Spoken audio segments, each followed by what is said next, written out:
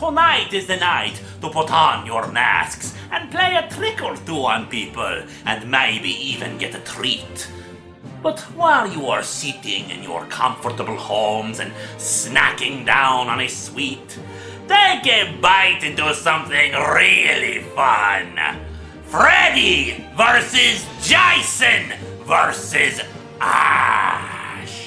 For over a decade, the movie Freddy vs. Jason was stuck in development hell until it was finally released in 2003.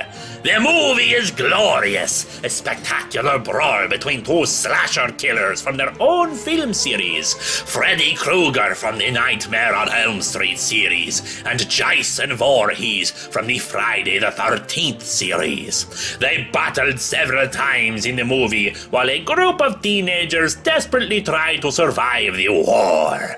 Who was victorious? Well, that's up to your own interpretation.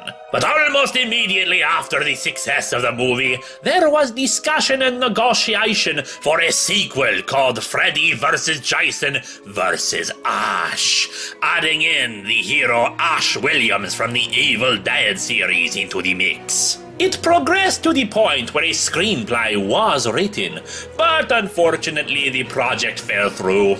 Not wanting to waste the script, however, it was adapted into a 6-issue miniseries, the one we are looking at today, my children. It takes place a few years after the events of the movie. The last two survivors, Laurie and Will, return to Crystal Lake to try to put some emotional closure on what happened. Until Jason comes by and puts some permanent closure on them. Meanwhile, the Crystal Lake S-Mart has been having some problems with its staff, particularly how unenthusiastic its workers are. Now, normally, these teenagers would just get, fired for being a bunch of annoying twats obsessed with sex and drugs, but the good news is that S-Mart Corporate is sending someone in to help encourage them, and that man is Ashley Williams. Ash has also come to finally put the Deadites to rest. He has learned the location of the Necronomicon is in the basement of the old Voorhees house, as seen in Jason Goes to Hell, the final Friday. Unfortunately, he has some new problems. It seems Freddy Krueger has also discovered the secrets of the Necronomicon Ex Mortis and seeks to use it not only to restore himself to the Viking world, but to bring living nightmares to the whole world. As such, he convinces Jason to go out and retrieve it for him, slaughtering citizens along the way. Ash does his usual best against Jason in the first encounter, putting a few holes in him with a shotgun, but unfortunately, Jason is too much and the book is taken. As Freddy becomes more and more powerful, Ash rallies the stupid teenagers to put an end to Freddy, Jason, and the Deadites once and for all.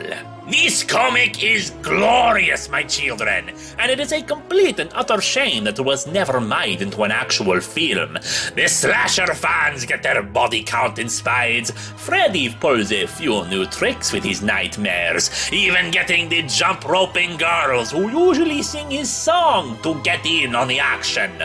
There's even a scene where Freddy summons all of Jason's past victims to attack the good Mr. Voorhees. Ash is his usual badass self, even getting an upgraded chainsaw that can cut through steel. Groovy. While the script was never made into a movie, there was a comic sequel to it, Freddy vs. Jason vs. Ash, the Nightmare Warriors, which also reunited all of the survivors of the Friday the 13th and Nightmare on Elm Street movies alongside Ash to fight Freddy as he once again sets his sights on world domination.